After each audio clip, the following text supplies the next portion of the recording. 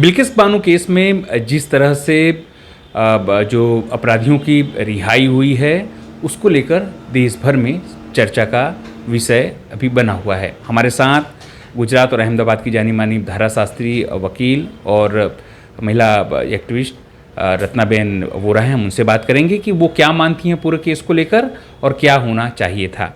रत्ना जी, स्वागत है आपका हमारे साथ बातचीत करने के लिए। खास करके जिस तरह से बिल्किस बानो केस के अंदर पूरी घटना सामने आई और जिस तरह से लोगों को रिहाई दी गई, कहते हैं कि ये पूरा मामला जो है कायदे से हुआ है, नियम के तहत हुआ। आप क्या कहती हैं? जो बिल्किस बानो का केस है, दरअसल पहले हमें बिल्किस बानो के बारे में, इस केस के बारे में थोड़ा समझने की ज़रूरत है।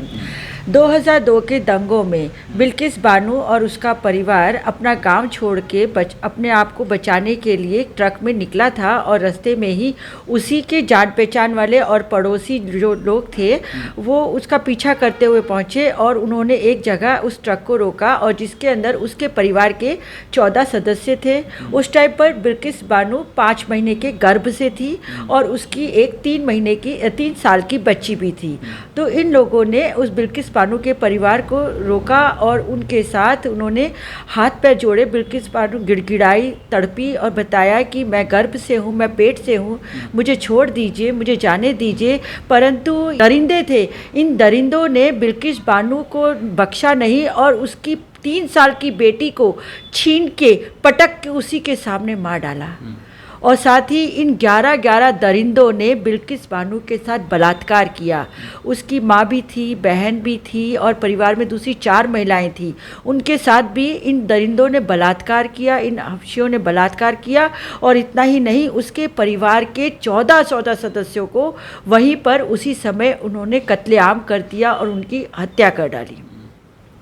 किसी तरह से बिल्किस बानो बचते बचाते झाड़ियों में छुपते छुपाते लगभग निर्वस्त्र थी, वो निकली और तब किसी आदिवासी महिला ने उससे को कपड़े दिए और किसी तरह से वो पुलिस स्टेशन पहुंची। पुलिस स्टेशन पहुंच के उसने अपनी FIR, अपनी आपबीती बताई और तब जाके उसका केस रिकॉर्ड हुआ। और फिर उसके बाद यहाँ पर पुलिस और प्रशासन जो दोषी थे, जो हत्या के दोषी थे, जो बलात्कार के दोषी थे, उनको बचाने के लिए सामने आ गए। और यहाँ पर पुलिस वालों ने भी नेगेटिव रोल किया, डॉक्टर्स ने भी इवन नेगेटिव रोल किया और बिल्किस बानो को अपनी लड़ाई को लड़ने के लिए सुप्रीम कोर्ट तक जाना पड़ा। यहाँ पर 2008 के अंदर पहले ये CBI में ये मामला गया और CBI में गुजरात गवर्नमेंट के ऊपर विश्वास ना होते हुए इस मामले को महाराष्ट्र सरकार में और महाराष्ट्र हाई कोर्ट में इसकी सुनवाई हुई और इसको सुना गया। और महाराष्ट्र ने इन 11 के 11 दोषितों को अभियुक्त करार किया और इनको बलात्कार का और हत्या का अभियुक्त बता के इन्हें आजीवन ताउम्र कैद की सज़ा सुनाई। और फिर यह लोग तब से अपनी सज़ा काट रहे थे। 8 जनवरी 2008 से ये लोग ये सज़ा काट रहे थे। अब हुआ क्या कि रेमिशन पिटीशन एक प्रोसीजर है और ये CRPC का प्रोसीजर है, सेक्शन 432 और 433 के तहत कि कोई आरोपी है और अभियुक्त है जो सज़ा याफ्ता कैदी है, वह अपनी पिटीशन लगाता है कि भाई मैंने 15 साल पूरे कर लिए हैं जेल के अंदर और मेरा जो कंडक्ट है वो भी अच्छा है और जो नेचर ऑफ क्राइम था उसको देखते हुए भी मुझे छोड़ देना चाहिए। जहाँ तक मैं समझती हूँ पूरे देश के इतिहास में आज तक ऐसी कोई घटना नहीं हुई है कि जो बलात्कार के आरोपी हों और जो हत्या के भी आरोपी हों उनको इस रेमिशन के नाम से छोड़ दिया गया हो। फिर इन लोगों ने गुजरात हाई कोर्ट में ये पिटीशन लगाई तो गुजरात हाई कोर्ट ने बोला कि देखिए ये मामला महाराष्ट्र में तय हुआ है, इसकी ट्रायल महाराष्ट्र में चली है तो आपको महाराष्ट्र हाई कोर्ट में इसकी पिटीशन लगानी पड़ेगी। जब महाराष्ट्र हाई कोर्ट ने इसको खारिज किया तो इन लोगों ने सुप्रीम कोर्ट में गुहार लगाई और सुप्रीम कोर्ट ने कहा कि ठीक है, सुप्रीम कोर्ट ने ये आदेश नहीं दिया था कि इनको छोड़ दिया जाए, पर सुप्रीम कोर्ट ने कहा कि गुजरात सरकार से कहा कि आप इसमें देखिए क्या हो सकता है, विचार विमर्श करिए और इसमें जो भी निर्णय लेना है लीजिए बस। गुजरात सरकार को क्या था, मिल गया। उन्होंने तो सुप्रीम कोर्ट के आदेश का अर्धघटन गलत तरीके से किया और 15 अगस्त जिस दिन हमारे देश के प्रधानमंत्री माननीय श्री नरेंद्र भाई मोदी गुजरात में और पूरे देश में आज़ादी का अमृत महोत्सव बना रहे थे, और उसी दिन 15 अगस्त 2022 को बिल्किस बानो के बलात्कार और उसके परिवार के हत्या के आरोपियों अभियुक्तों को छोड़ दिया गया। बहुत ही दुखद और बहुत ही शर्मनाक घटना है।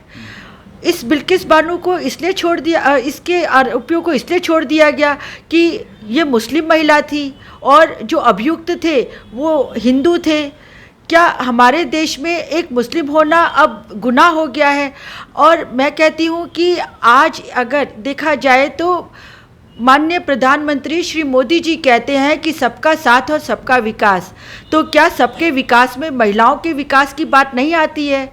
आज अपने भाषण में आपने 15 अगस्त के भाषण से कहा कि मुझे अगर स्त्रियों का अपमान होता है तो मुझे दुख होता है, उनके साथ अभद्र व्यवहार होता है तो मुझे दुख होता है। तो मैं पूछना चाहती हूँ कि 15 अगस्त को जब आप लाल किले से ऐसा भाषण दे रहे हैं और उसी 15 अगस्त को आज़ादी के महोत्सव के नाम पे, रेमिशन के नाम पे आप ही की गुजरात की सरकार, भारतीय जनता पार्टी की सरकार बिल्किस बानो के बलात्कारियों को, उसके परिवार के हत्यारों को, 11-11 अभियुक्तों को छोड़ देती है।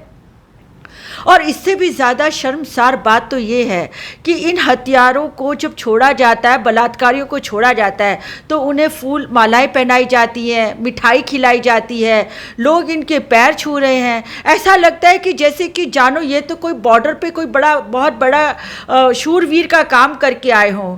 क्या इस तरह का भारत देश हमें चाहिए? क्या इस तरह की हमें आज़ादी चाहिए?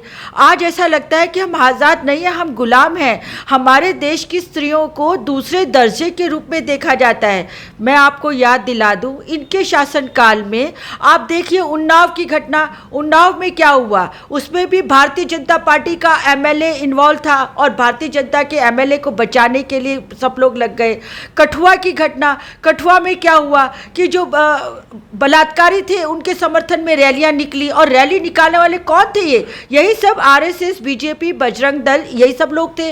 अब इसके बाद देखिए आप हाथरस की घटना, हाथरस की घटना में पूरा का पूरा यूपी प्रशासन लग गया इस हाथरस की घटना को दबाने के लिए। और आपको याद हो तो किस तरीके से योगी आदित्यनाथ जी रात के 2 बजे उस बच्ची की लाश की जलाने का जो प्रशासन ने काम किया उसका मुआयना कर रहे थे बैठे हुए अपने लैपटॉप पे।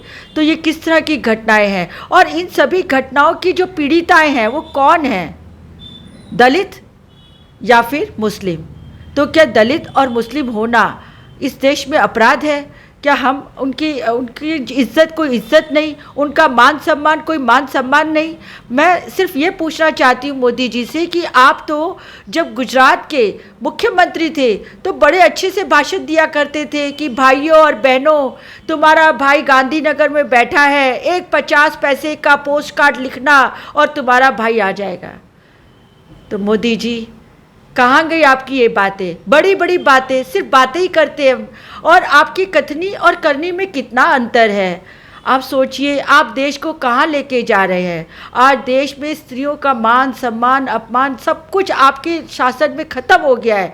तो मैं तो इतना ही कहूँगी मेरे देशवासियों से, मेरे भाइयों बहनों से, और सबसे मैं अपील करना चाहूँगी कि स्त्री एक स्त्री नहीं है, वो एक माँ है, एक बहन है, एक बेटी है, एक पत्नी है, उसका मान सम्मान होना चाहिए। बिल्किस बानो का मामला सिर्फ एक स्त्री से जुड़ा हुआ या फिर एक मुस्लिम थी इसलिए नहीं, पर बिल्किस बानो इस देश की अस्मिता है, बिल्किस बानो इस देश की आबरू है, बिल्किस बानो इस देश की इज्जत है, और आपने इसी इज्जत को रौंद दिया, खुलेआम मखौल बना दिया। 11-11 जो दोषी थे, 11-11 दोषियों को आपने रेमिशन पिटीशन के नाम से छोड़ दिया। आपको लगता है कि जो रेमिशन पिटीशन की बात है उसके अंदर तो स्वयं MHA जो है, मिनिस्ट्री ऑफ जो खुद इनका गृह विभाग, होम मिनिस्ट्री, उसने लिखा हुआ है कि रेमिशन होता है लेकिन जो हीनियस क्राइम है जैसे बलात्कार ये उसमें नहीं होना चाहिए जनरली। बावजूद इसके गुजरात सरकार का ये निर्णय कैसे देखती हैं? वही तो मैं कह रही हूँ कि गुजरात सरकार एक सांप्रदायिक सरकार है, एक कौमवादी सरकार है।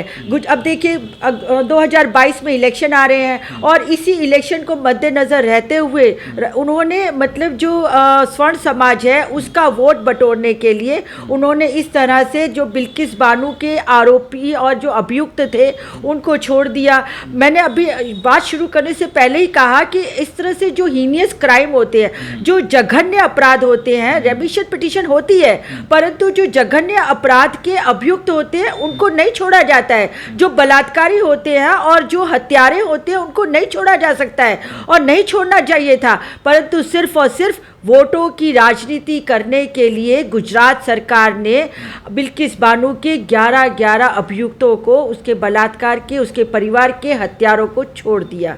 बहुत दुखद और बहुत ही शर्म की बात है।